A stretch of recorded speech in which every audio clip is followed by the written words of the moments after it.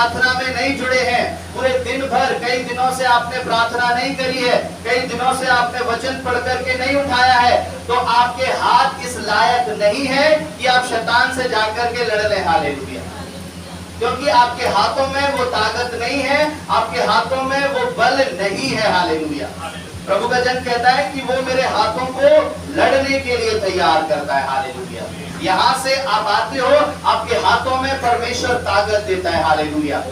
जिस प्रकार से बहुत से लोग पहलवान क्या करते हैं ना, जिम करते हैं, है ना, एक्सरसाइज करते हैं, वर्जिश करते हैं, किस लिए? कि उनके हाथों में ताकत आ जाए। लेकिन प्रभु के लोग क्या करते हैं? परमेश्वर के लोग, हालेलुया, प्रभु के लोग प्रार्थना करते हैं। हालेलुया। परमेश्वर के लोग वचन पढ़ते हैं, तब उनके हाथ तैयार होते हैं। हालेलुया। और दूसरी आयत में लिखा है, वो मेरे लिए करुणा, निधान और गढ़ और ऊंचे स्थान और छुड़ाने वाला है। हालेलुया। वे मेरी ढाल और शरण स्थान है, जो मेरी प्रजा को मेरे वश में कर देता है। यहाँ पर राजा दाऊद के सामने उसकी प्रजा थी, उसकी प्रजा, उसका पूरा देश उसके सामने था, और वो कहता है कि मेरा परमेश्वर मेरी प्रजा को मेरे वश में कर देता है। हालेलुया। लेकिन जब आप इस आयत को पढ़ते हैं, जब आप इस वचन को पढ़ते हैं, आपके सामने कोई प्रजा नहीं है, आपके सामने बहुत सारी भीड़ नहीं है, आपके सामने क्या है? एक साधारण व्यक्ति किस परिस्थितियों से गुजरता है? उसके सामने उसका परिवार है, उसके सामने उसका ऑफिस है। हालेलुया। उसके सामने क्या है? उसके सामने उसका आस पड़ोस है, उसके सामने उसका बिजनेस है, काम है। तो जब परमेश्वर का वचन आपसे कहता है, जब आप परमेश्वर की उस करुणा, निधान, उस छुड़ाने वाले की उस शरण में लेते हैं, तो परमेश्वर क्या करता है? आपके परिवार को आपके नियंत्रण में कर देता है। हालेलुया। आपके ऑफिस को आपके वश में कर देता है परमेश्वर। हालेलुया। यहाँ पर राजा दाऊद के वश में उसकी प्रजा को कर दिया, लेकिन जो व्यक्ति परमेश्वर का भय मानता है, उसके हाथों में उसका परिवार रहता है। हालेलुया। बहुत से लोग कहते हैं मेरे हाथों में मेरा परिवार नहीं है, मैं कुछ बोलता हूँ, वो लोग कुछ और करते हैं, बड़ों से बोलता हूँ, वो बड़े कुछ और करते हैं, बच्चे से बोलते हैं, बच्चे कुछ और करते हैं, कोई मेरी नहीं सुनता। हालेलुया। कोई मेरी नहीं सुनता। क्यों नहीं सुनता? क्योंकि उन्होंने अपने जीवन को परमेश्वर के हाथों में नहीं रखा है। हालेलुया। आप रखिए। हालेलुया। प्रभु आपके परिवार को अपने वश में कर लेगा। हालेलुया। आपके काम को परमेश्वर क्या करेगा? अपने वश में कर लेगा। और तीसरी आयत में लिखा है, हे यहोवा, मनुष्य क्या है कि तू उसकी सुधि लेता है, यह आदमी क्या है तू उसकी कुछ चिंता कर सकता है। मनुष्य तो सांस के समान है, उसके दिन ढलती हुई छाया के समान है। हालेलुया। मनुष्य क्या है? परमेश्वर का दास कहता है, क्या मनुष्य की क्या हैसियत है, क्या औकात है कि वो महान परमेश्वर उस मनुष्य की सुधि ले। हालेलुया। मनुष्य परमेश्वर के सामने खड़े होने के भी लायक नहीं है। हालेलुया। और प्रभु का जन कहता है कि मनुष्य क्या है जो परमेश्वर उसकी सुधि ले। हालेलुया। वो कैसा है? मनुष्य तो सांस के समान है, जो ढलती हुई छाया के समान है। हालेलुया। ढलती हुई छाया देखिए आपने कैसी होती है, धीरे ढलती है, धीरे धीरे धीरे धीरे क्या होता है, वो पूरी ढल जाती है ना। जैसे सुबह होती है, सुबह क्या होती है, ऐसे चढ़ता है, सूरज चढ़ता है, और एक समय आता है छाया बहुत लंबी हो जाती है ना। तो धीरे धीरे धीरे जैसे सूरज खत्म होने लगता है, डूबने लगता है, छाया क्या होती है, छाया भी थोड़ी थोड़ी थोड़ी हो जाती है। उसी तरह से मनुष्य का जीवन है। आज इतना है, धीरे धीरे धीरे थोड़ा रह जाएगा, थोड़ा रह जाएगा, थोड़ा रह जाएगा, और अंत में उसका कोई भी अस्तित्व नहीं बचेगा। हालेलुया। मनुष्य का कोई भी अस्तित्व नहीं बचेगा। और वो मनुष्य जिसका कोई अस्तित्व कुछ दिनों में नहीं बचेगा, वो परमेश्वर से कहता है कि प्रभु तू मेरा ध्यान रख। हालेलुया। हालेलुया। बड़ी विनती, आंसू और प्रार्थनाओं के साथ नहीं कहता, बड़े घमंड के साथ, प्रभु तूने मेरे साथ ऐसा किया, मैं तुझसे प्रार्थना नहीं करूंगा। हालेलुया। प्रभु तूने मेरे साथ ऐसा किया, अब मैं परमेश्वर ऐसा नहीं करूंगा। हालेलुया। वो क्या है जो हम उसके सामने अपने मुंह को खोल सके। हालेलुया। हालेलुया। हम क्या है उस राजाओं के राजा के सामने अपनी बात को रख सके। वही परमेश्वर का जन कहता है। हालेलुया। कि मनुष्य उस ढलती हुई छाया के समान है। हालेलुया। जो आज है वचन में लिखा है वो घास के, एक जगह लिखा है मनुष्य घास के समान है, जो हरी होती है, बड़ी तेजी से बढ़ती है और सूख जाती है, सूखने के बाद आग में झोंकी जाती है, डाल दी जाती है। ये मनुष्य की स्तर है। हालेलुया, ये हमारा उस स्तर है। उस परमेश्वर के सामने वचन में लिखा है, आप जब भी आओ बड़ी नम्रता, बड़े डरते और कांपते हुए उसके सम्मुख आओ। हालेलुया, क्योंकि वो परम प्रधान का परमेश्वर जिसने आसमान और जमीन बनाई है, वो हमसे इतना प्रेम भी करता है कि वो हमारे घर, हमारे चर्च, हमारी कलीसिया, आपके दिल में भी परमेश्वर रहना चाहता है। Hallelujah, hallelujah. और उसकी 8वीं आयत में लिखा है, उसकी 7 आयत में लिखा है, अपने हाथ ऊपर से बढ़ाकर मुझे महासागर से उभार, अर्थात परदेशियों के बस से छुड़ा ले। हालेलुया, यहाँ पर प्रभु का वचन कहता है, मुझे महासागर से उभार, अर्थात परदेशियों के हाथों से मुझे बचा ले। मुझे महासागर से उभार, मतलब वो जो परदेशी हैं वो महासागर के समान है। हालेलुया, यहाँ पर लिखा है, अर्थात परदेशियों के बस से मुझे छुड़ा ले। परदेशी यानी दूसरे देश के लोग, वो दूसरे देश के लोग उसके देश पर कब्जा करने के लिए आए थे। दूसरे देश के लोग उसकी जिंदगी पर, उसके शरीर पर, उसके परिवार पर, उसके घराने पर वो कब्जा करने के लिए आए थे। प्रभु का वचन कहता है कि उस महासागर से, यानी कहने का मतलब है आपके जीवन के अंदर जब कुछ ऐसी अविश्वासी संगति जब आपको चारों तरफ से घेर लेती है, विश्वासी संगति नहीं, अविश्वासी लोग, अविश्वासी की संगति जो प्रभु पर विश्वास नहीं करते, तो अविश्वासी संगति जब आपको चारों ओर से घेर लेती है तो वो कैसी है? वो महासागर के समान है। हालेलुया। और जानते महासागर किसे कहते हैं? महासागर उनको कहा जाता है जिनका अंत नहीं होता। हालेलुया, जिनका अंत, आप एक तरफ से जाएंगे दूसरी तरफ से उनका अंत पता नहीं लगेगा।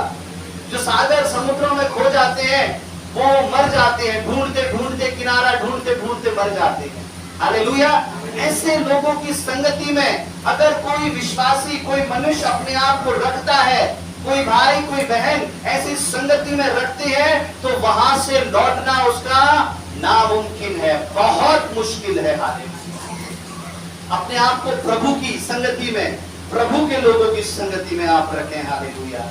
उसकी 8वीं आयत में लिखा है, उनके मुंह से तो व्यर्थ बातें निकलती हैं और उनके दाहिने हाथ से धोखे के काम होते हैं। इन लोगों के लिए, जो लोग विश्वासी हैं, यही जो महासागर के जैसे हैं, जो कहते हैं कि मैं तेरा बहुत अच्छा दोस्त हूँ। हालेलुया, मैं तेरा बहुत अच्छा फ्रेंड हूँ, मैं तेरी बहुत अच्छी फ्रेंड हूँ। हालेलुया।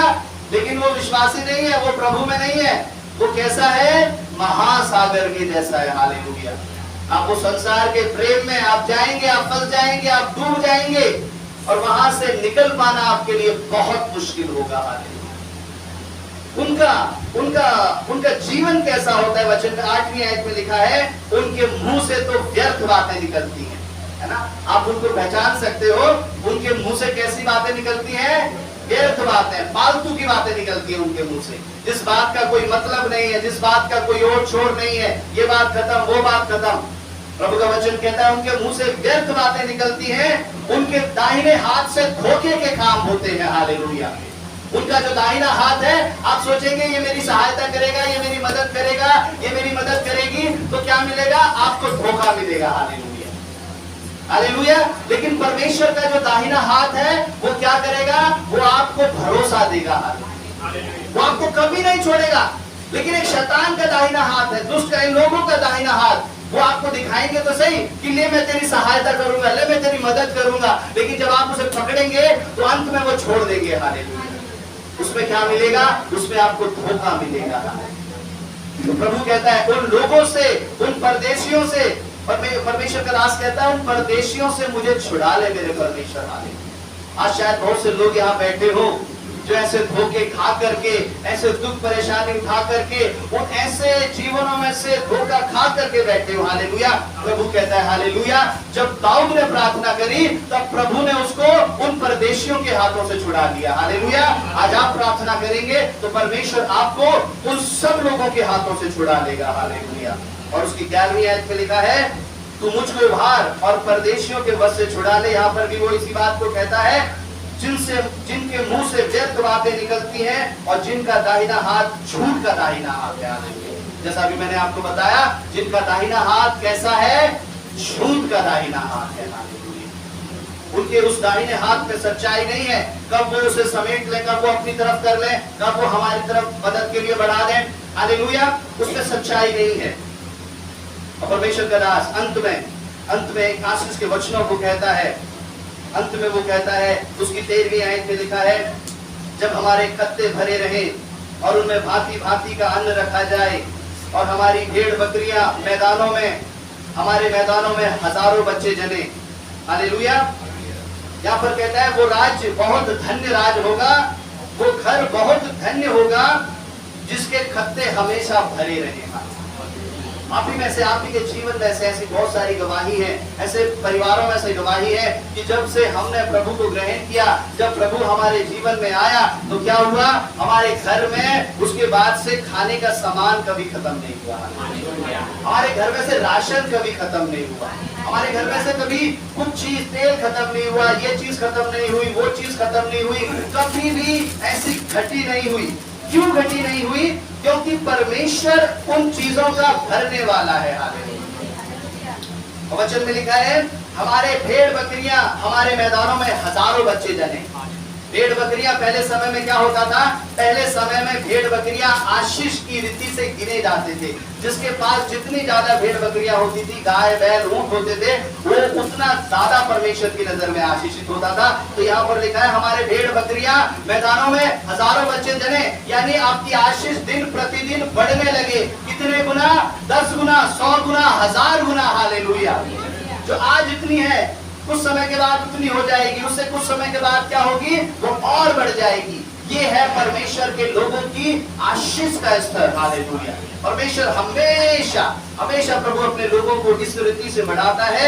और उसकी 14 आयत में इस प्रकार लिखा है, जब हमारे बैल खूब लदे हो,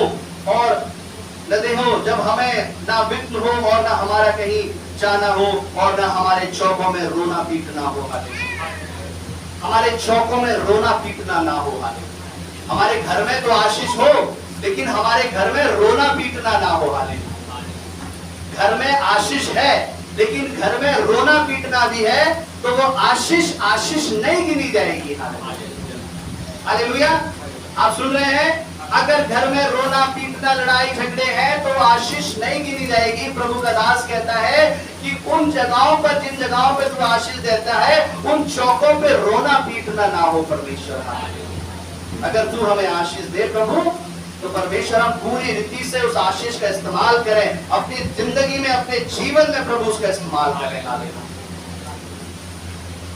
परमेश्वर के लोगों, प्रभु के ठहराए हुए घरों पर, परमेश्वर के ठहराए हुए स्थानों में, हालेलुया, प्रभु इस तरह का जीवन, इस तरह का ये व्यवहार, रोना पीटना परमेश्वर नहीं होने देगा।